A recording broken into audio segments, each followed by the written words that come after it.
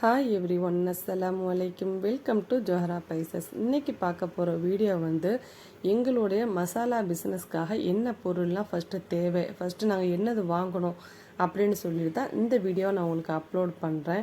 எடுத்த உடனே நம்ம பெரிய பெரிய பொருள்லாம் வாங்கணும்னு நினச்சானே நம்மளால் முடியாது.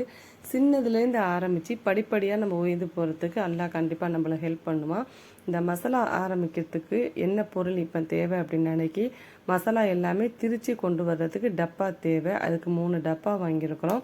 இந்த மசாலாவை அடைக்கிறதுக்கு கவர் வந்து எங்ககிட்ட 1/4 கிலோவும் கிடைக்கும், 100 கிராமும் கிடைக்கும், 50 கிராமும் கிடைக்கும். இந்த மசாலா பிஸ்னஸ் வந்து FSSAI சர்டிஃபிகேட் எடுத்துகிட்டு தான் நான் இந்த மசாலா பிஸ்னஸை ஆரம்பிச்சிருக்கேன். கண்டிப்பாக மெயினாக நம்ம யூடியூப்பில் போட்ட அன்னைக்கு நம்மளுக்கு எல்லா மக்களும் சப்போர்ட் பண்ணுவாங்க அப்படிங்கிற நம்பிக்கையில் தான் நான் யூடியூப் சேனலும் ஓப்பன் பண்ணி இந்த வீடியோவை நான் அப்லோட் பண்ணியிருக்கிறேன். எங்கள் கிட்ட எல்லா வகையான மசாலாவுமே நாங்கள் ஸ்டிக்கரும் அடிச்சிருக்கிறோம். ஸ்டிக்கருக்கு பின்னாடி வந்து மெஷர்மெண்ட்டு நம்ம அளவு எல்லாமே கரெக்டாக கொடுத்துருக்குறோம். ஏன்னு கேட்ட அன்னைக்கு நீங்கள் குழம்பிடக்கூடாதுல்ல, புதுசாக இருக்குது இந்த மசாலா பேர் அப்படிலாம் இருக்குது, நம்ம எப்படி இது செய்யலாம் அப்படின்னு தெரியாமல் குழம்பிடக்கூடாதுங்கிறதுக்காக தான் இப்படி செய்யுங்கன்னு சொல்லிட்டு மெஷர்மெண்ட்டுமே போட்டிருக்கிறோம். எங்ககிட்ட வந்து சூப்பு பொடி இருக்குது. இதில் வந்து நீங்கள் சூப்பாகவும் வைக்கலாம், இந்த பொடியில் குழம்பாகவும் வச்சு சாப்பிடலாம். குழந்தை பெற்றவங்களுக்கு ரொம்பவே நல்லது.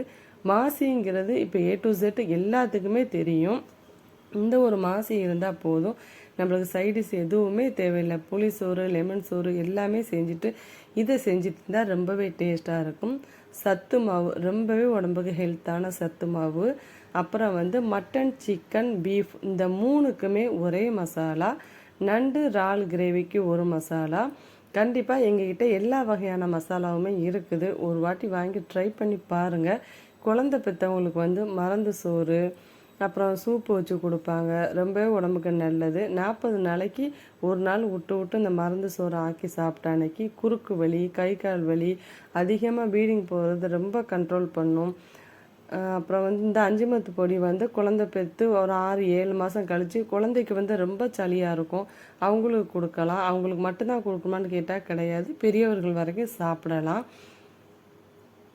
என்னுடைய சேனலை நீங்கள் சப்ஸ்கிரைப் பண்ணுங்கள், பக்கத்தில் இருக்க பெல் ஐக்கானை கிளிக் பண்ணுங்கள். அப்போ தான் நான் போடுற வீடியோ உங்களுக்கு உடனே நோட்டிஃபிகேஷன் வரும்.